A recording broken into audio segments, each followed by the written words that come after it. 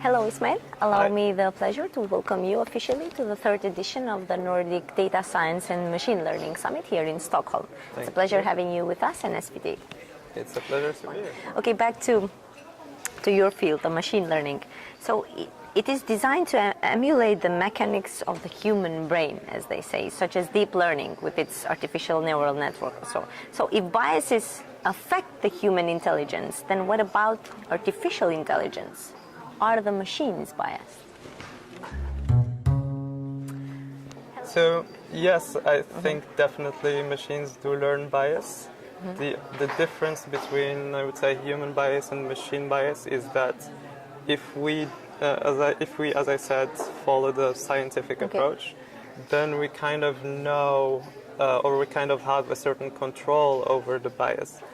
So that basically means that when, for example, if you're collecting data, then you have to sort of have a model for the bias of that data.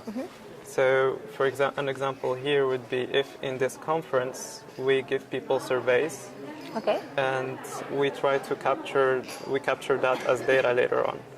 So if we give these people surveys, we know that these surveys are biased, for example, by two things. First, it's people who are interested in machine learning and data science that are answering there.